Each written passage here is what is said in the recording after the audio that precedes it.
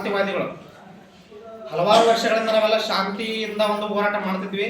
ಆದರೆ ನಮಗೆ ಶಾಂತಿಯಿಂದ ಹೋರಾಟ ಸಿಗ್ತದಲ್ಲ, ನಾವು ಇದನ್ನ ಬಿಟ್ಟು ಬೇರೆ ದಾರಿ ಹಿಡಿಬೇಕಂತೇಳಿ ಕ್ರಾಂತಿಕಾರಿಗಳು ಮಂಗಲ್ ಪಾಂಡೆ ಅಂತ ಒಂದು ಮಹಾನ್ ವ್ಯಕ್ತಿ. ಫಸ್ಟ್ ಏನಂದ್ರೆ ರಾಯಲ್ ಎನ್ಫೀಲ್ಡ್ ಅಂತ ಬಂದಕನ್ನ ಬೆಳೆಸಿದ್ದಕ್ಕೆ ಅದಕ್ಕೆ ಹಂದಿ ಕೊಬ್ಬು ಮತ್ತೇನಂದ್ರೆ ಹಸು ಮಾಂಸನ ಹಚ್ತಿರ್ತಾರೆ. ಅವ್ರೇನಂದ್ರೆ ಮೊದಲು ಫ್ರೀಡಮ್ 1932ರಲ್ಲಿ ಪೂನಾ ಒಪ್ಪಂದ ಆಗುತ್ತೆ.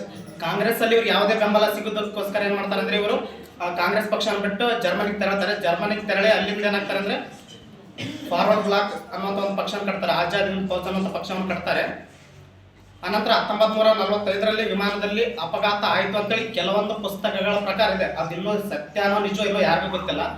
ಕೆಲವೊಂದು ಪ್ರಕಾರ ಅಲ್ಲಿಂದ ಬಂದ್ರು ಬೇರೆ ಕಡೆ ಇದ್ರ ಅಂತ ಹೇಳುತ್ತೆ, ಕೆಲವೊಬ್ರು ಅಲ್ಲೇ ವಿಧಿವಶರಾದ್ರ ಅಂತ ಹೇಳ್ತಾರೆ. ಇದನ್ನಂದ್ರೆ ಒಂದು ಇನ್ನೂ ನಿಗೂಢವಾದಂಥ ವಿಚಾರ. ಅವ್ರು ಯಾವ ರೀತಿ ಸಾವನ್ನಪ್ಪಿದ್ರು ಅಂತೇಳಿ ಗೊತ್ತಿಲ್ಲ. ಬಟ್ ಇವರು ಅಂತಿರ್ತಲ್ಲ ಸಾಮಾನ್ಯ ವ್ಯಕ್ತಿ, ಒಬ್ಬ ಮಹಾನ್ ವ್ಯಕ್ತಿ. ಜನವರಿ 23ರಂದು ಇವ್ರ ಜನ್ಮದಿನವನ್ನು ನಾವೆಲ್ಲ ಆಚರಣೆ ಮಾಡಿದ್ವಿ ಅಂತ ಹೇಳ್ತಾ ನಾನು ಮಾತು ಮುಗಿಸ್ತೀನಿ.